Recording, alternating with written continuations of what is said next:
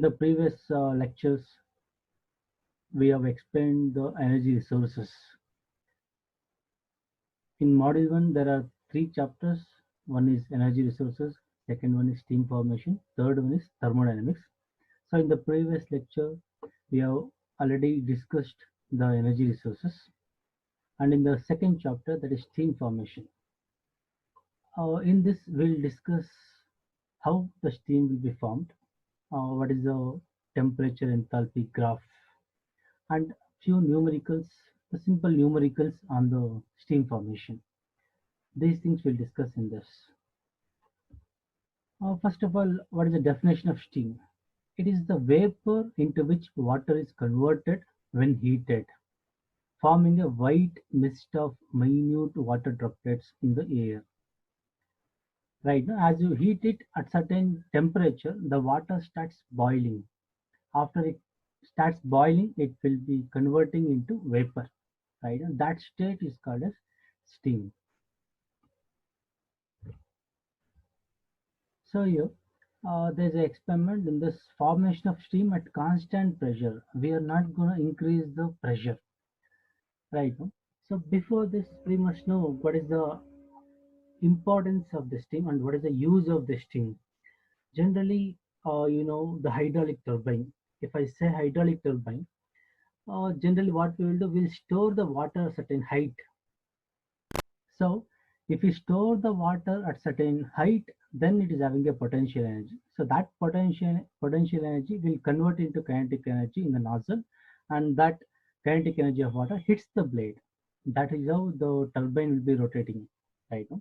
But if the water is not stored at certain height, if the water is just above the earth surface, then how we are going to convert, how we are going to get the energy from that, right? No, because if the water is stored at a certain height, if when it is released, that energy can be converted to power there, right? No, but if the water is just above the earth, what we can do is we will heat the water. When we heat the water, it will be converting into the steam. When that steam is collected in a closed chamber, slowly, continuously, the pressure will be building up, right? No? That way, the steam will have high pressure. Now, the steam is having a high pressure energy. That pressure energy can be utilized to run the turbine. You just imagine an example of pressure cooker. In the pressure cooker, what happens? In the pressure cooker, after it is heating for some time, the water in it will be converting into steam, right? No? Again, you constantly heating it, constantly you increase the heat. As you are heating it, more and more amount of water will be converting into steam. So more amount of steam, how it is trying to expand, right? Now the steam is trying to expand, but there is no space available for the expansion. Since the space is not there for the expansion, that gives the resistance force, right? Now that applies some force on the wall. That is the pressure, right? No? So after some point of time, the pressure regulator will be lifted up by the steam energy. The pressure energy of the steam is able to lift the pressure regulator. That much of weight can be lifted by that much of pressure. So that is the energy now, right? No? Same way in this case also, we are heating the water in a boiler, right? No? The pressure cooker and the boiler one are the same. The boiler is again a closed chamber. In the closed chamber, we will continuously heat the water. As we are heating the water, water will be expanding. As it is converting into steam, more amount of volume is required for the steam. But since it is a closed chamber, the boiler is a closed chamber, the pressure will be building up. Right now, that pressure is the energy for running the turbine. Right now, that is how we are gonna utilize the water energy if it is just above the surface, earth surface. Now, in this case, we are just learning how the steam will be formed at constant pressure. What is constant pressure? See, for suppose you just consider an example of pressure cooker. In that, what happens? The walls are closed. It will not be moving. The walls are not moving. Because of that only the pressure is increasing. But if that wall is freely can move, then the pressure is maintained constant always. Right? No? The same thing is applicable in this. You just consider a cylinder with a piston, and this piston is movable. Here it is a frictionless. Right now it is frictionless with the surface, cylindrical surface. Okay, just consider a water, the water at 0 degrees Celsius. Right now there are you just consider at 0 degrees Celsius. I'm taking the example of atmospheric pressure here. Before this there is ice at 0 degrees Celsius, right? Just imagine before this there is ice at 0 Celsius. Right now when you heat it, when you heat it, that ice will be converting into water, so that temperature is maintained same. Right now the ice is converting into water. You're adding the heat, you're supplying the heat, but ice is converting into water, but the temperature is not increasing. The temperature is same, 0 degrees Celsius only. Right now, so what that means, whatever the amount of heat you are adding, that is utilized for the conversion from ice to water. That is called latent heat. Just imagine before this there is a ice at 0 degrees Celsius only. Now you are heating it. When you are heating it, this ice will be converting into water, but the temperature is same. That means during the conversion process, the temperature will be same. Only it converts from one phase to another phase. So what amount of heat you added for the conversion, that amount of heat is called as latent heat. Right now, so after adding some latent heat, the ice is converting into water, but the temperature is same. During the conversion process, the temperature will not be changed. It is maintained constant. Right now. Anyways, now you have a water at 0 degree Celsius. There is a piston here. Now you just imagine you are adding the heat. You are supplying heat. As you supply heat, the temperature of the water starts increasing. As the temperature of the water starts increasing, then what happens? The property of the water is that as you are heating it, it will be expanding. As you are heating the water will be expanding. So since it is expanding, if this piston is not moving, if it is fixed, then this entire thing is a closed chamber. So if it is expanding and if this piston is not allowing expansion of this water, then the pressure of this water will be more. The pressure against the wall surface will be more. But here we have a piston, the frictionless piston, it is movable. So as the water is getting heated, as the temperature of the water is increased, it will be expanding, and the expansion process is not restricted by the piston, because as it is expanding, this piston will be moving. As the water is expanding, the piston will be moving. Right now, so that is how the pressure is always maintained constant. Fine. Now you just increase the temperature up to the saturation temperature. If I am considering the atmospheric pressure, it is 100 degrees Celsius. You increase the temperature from 0 degrees Celsius to 100 degrees Celsius. During that time, this much of volume is increased to this much of volume. Some amount of volume will be increased. Fine. Now, uh, it is at saturation temperature, that is 100 degrees Celsius if I consider atmospheric pressure. This is 100 degrees Celsius water. Like how I explained from ice to water. Ice at 0 degrees Celsius, when you heat it, ice will be converting into water, but the temperature is same. So during the conversion process, the temperature is same. Same way here also what happens, it is a boiling point temperature. But water at 100 degrees Celsius, right now, water, it is ready for the conversion process. It is just ready for the conversion process. Now, whatever the amount of heat you add, some amount of heat you need to add, right now. After adding some amount of heat, this water will be converting into steam from this particular point to this particular point. This water will be completely converted to dry saturated steam. Water is completely converting into dry saturated steam, but the temperature is maintained same, because during the conversion from water to dry saturated steam, the temperature will not be changed. Right now, this, if it is 100 degrees Celsius, even this will be 100 degrees Celsius, because only conversion is taking place.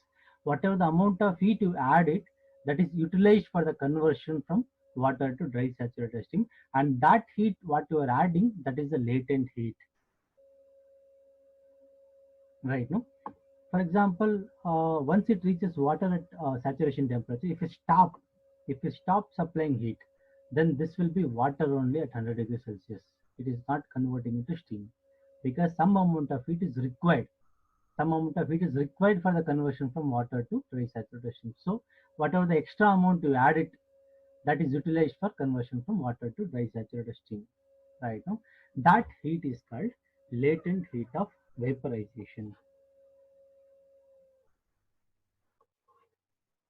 So from this point to this point, it is a complete conversion. For suppose, for the complete conversion from water to dry saturation, it requires, just an example I'm giving, in a numerical way. If you understand, it will be easy for you to remember. For suppose you add some 100 kilojoule, for 100 kilojoule, this water will be completely converting into dry saturation. Let us consider. So if I add some 50 kilojoule for this, and if I add 100 kilojoule, the water will be completely converted to dry saturation. If I just add 50 kilojoule to this, what happens? The water starts converting, but not completely, because only partially you increase the heat. Not 100 kilojoule, only 50 kilojoule you added. So partially it converts. So water is converting into steam, but some amount of water is left, because only 50 kilojoule you added, not completely 100 kilojoule you added. You have added only 50 kilojoule. So some amount of water is converting into steam, right now, and some amount of water is left, right now. Even this steam is called as wet steam, because some amount of water particles will be there in it. Okay, that is the reason this steam is called as wet steam. If you add plus 50 kilojoule, that means from this point to this point it is 100 kilojoule. From this point to this point, you just imagine it's 50. From this point to this point, it is 50, other 50 extra. So if you add again 50, that means total 100 kilojoule. What happens? The water is completely converted to steam. Now there is no water particle left in this. Okay, that is the reason we call this as dry saturated steam, but the temperature is Ts only. Okay, because during the conversion, the temperature will not be changed. It will be maintained same. Right. So conversion, complete conversion has taken place in this. Again, furthermore, if you add the heat, what will happen? Conversion is already over. Now, furthermore, if you add the heat, the temperature of this will be increased. Maybe it depends on how much of heat you are adding. It can increase up to 150, 200, 300. Right now, that much of heat you can continuously, if you continuously add the heat, that much of temperature will be increased. So whatever the temperature which is increased beyond the saturation temperature, that temperature is called superheated temperature. So that is the reason it is mentioned as T superheated. Okay, this is the formation of steam at constant pressure. Why it is constant pressure? It is because of the piston. This piston is movable, it can freely move. That is the reason it is a constant pressure. But in the pressure cooker or in the boiler, we there is a closed chamber. Because of the closed chamber, the pressure will be continuously building up. Right now, that pressure is required, because that pressure is the energy for the running of turbine. Okay. So this is the experiment for the formation of steam at constant pressure. This is the graph, temperature and enthalpy graph. Right now, enthalpy is nothing but the heat you are adding. Enthalpy is actually a heat content of water. As you add the heat content of water is also increased. Right now, that means as you add the heat, the enthalpy increases. Right now, just consider at this particular point the water is at 0 degree Celsius. Right now, that is at this particular point. As you add the heat, what happens? This temperature is increased to Ts. That means up to saturation temperature, the temperature is increasing. As well as temperature, the enthalpy is also increasing, because you are adding the heat right now. So that is the reason both enthalpy and the temperature increases. This is water heating from 0 degrees Celsius to saturation point, that is this particular point. Okay, so from this point to this point, whatever the enthalpy you added, that is called sensible heating, and from this point to this point, it is saturation temperature. Okay, once it reaches this Ts, at this particular point, still it is water at water at 100 degrees Celsius, right now, because it is here. It is water at 100 degrees Celsius. It has to start boiling, right now. So furthermore, if you add the heat only, the water will be converting into steam. If you stop heating it, the water will not convert. Of course, it is 100 degrees Celsius only, but this will be in the water state only. Okay, so some amount of heat you need to add such that the water will be completely converted to dry saturated steam, right now. So from this particular point, you are adding the heat right now, so the enthalpy is increasing. The enthalpy is increasing, but as I mentioned, during the conversion process, this is water at 100 degrees Celsius, and this is the steam at 100 degrees Celsius. During the conversion process, the temperature will not increase. So that is the reason I shown the constant line, the horizontal line, right now. This is Ts. The temperature is maintained constant. Since you are adding the heat, the enthalpy is increasing, but during the conversion, the temperature is same, so it is Ts. It is a constant line, horizontal line. Okay, this heat what you have added is a latent heat of vaporization, right now. Now at this particular point, what is the condition? It is a dry steam at 100 degrees Celsius. I'm just considering the atmospheric pressure for that. It is a dry steam at 100 degrees Celsius. Again, if you heat it, if you don't heat it, it is over. It is at that particular point only. But again, if you start supplying heat, or furthermore, if you add the heat, then what happens? Since already the complete conversion has taken place, now whatever the heat you are adding, that is utilized for increasing the temperature. So that is the reason the graph is like this. Both enthalpy and the temperature increases right now. So this point shown as T superheated, and enthalpy is also increased. This is the extra heat you have added for the superheated steam right now. So from this particular point to this particular point, it is the enthalpy of dry saturated steam. And from this particular point to this particular point, it is the enthalpy of superheated steam. Right now, this is the graph, temperature versus enthalpy. So what happens at 0 degrees Celsius to Ts? During that time, it is in liquid state only. Right now, it is liquid state only. But from 100 degrees Celsius water to 100 degrees Celsius steam, right now, during that time, during that portion, if I consider in between, it is a water and vapor mixture. So between this region, it is a liquid and vapor mixture. From this particular point to this particular point, there is no conversion. It is completely vapor. Right now, it is a dry steam. Again, you added the heat, so this region becomes superheated region. Right now, that is the temperature enthalpy diagram.